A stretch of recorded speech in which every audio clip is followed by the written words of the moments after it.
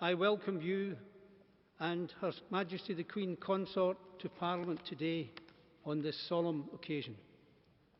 Her late Majesty, our treasured Queen, and your beloved and deeply missed mother came here to Westminster Hall many times to receive the congratulations of her loyal subjects in the two Houses of Parliament and to celebrate with them historic landmarks and her long life of dedicated public service.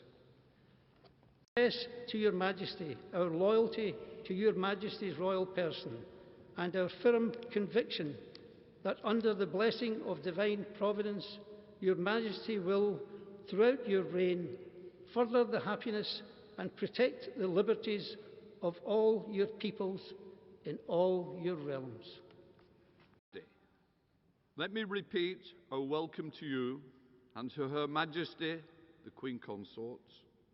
On this solemn occasion, members of both Houses of Parliament gather here to express our deep sympathy for the loss we have all sustained in the death of our Sovereign Lady, Queen Elizabeth. We have seen that this is a loss that is felt around the world. It is a loss to the United Kingdom, the overseas territories, the Crown dependencies, and many countries over which she reigned.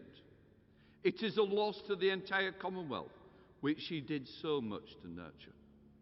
It is a loss to all of us, but we know, most of all, it is a loss to you, your Majesty, and to the royal family. Newspapers have been filled with photographs of Her late Majesty since the news broke. The most touching have been the glimpses into the family life which we usually kept sheltered from public view. Deep as our grief is, we know yours is deeper.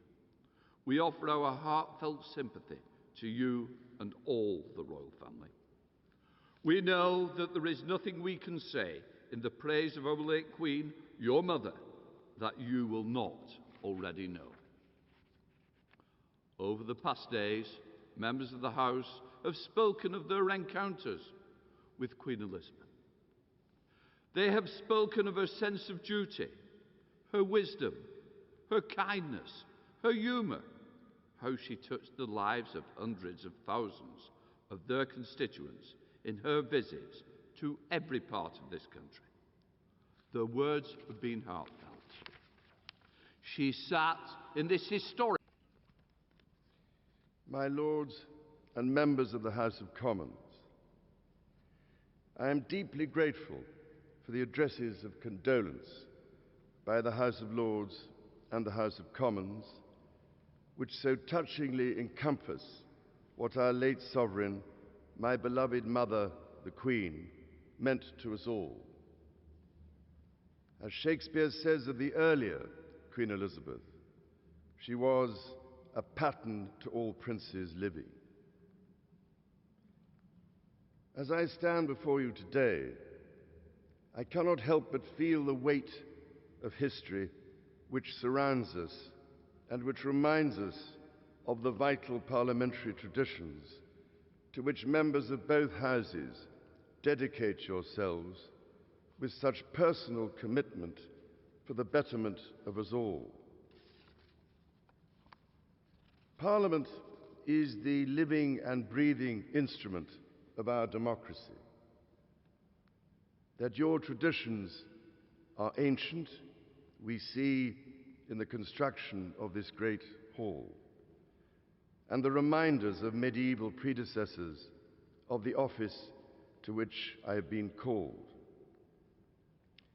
and the tangible connections to my darling late mother we see all around us, from the fountain in New Palace Yard, which commemorates the late Queen's Silver Jubilee, to the sundial in Old Palace Yard for the Golden Jubilee, the magnificent stained glass window before me for the Diamond Jubilee, and so poignantly and yet to be formally unveiled, your most generous gift to Her late Majesty to mark the unprecedented Platinum Jubilee, which we celebrated only 3 months ago, with such joyful hearts.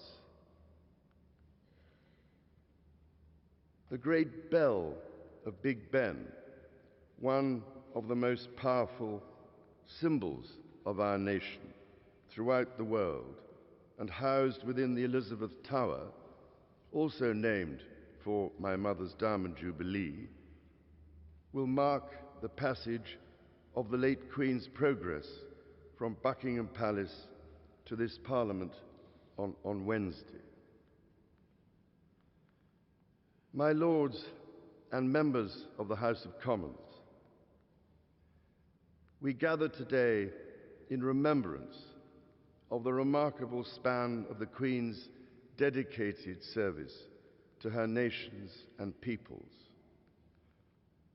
While very young, Her late Majesty pledged herself to serve her country and her people and to maintain the precious principles of constitutional government which lie at the heart of our nation. This vow she kept with unsurpassed devotion.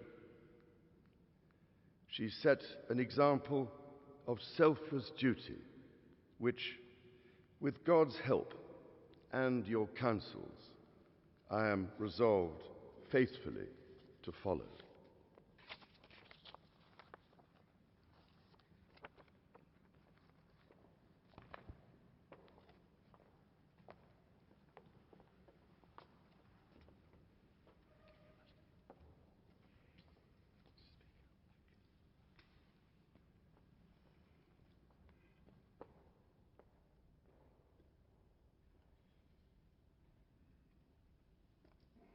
King's bodyguard.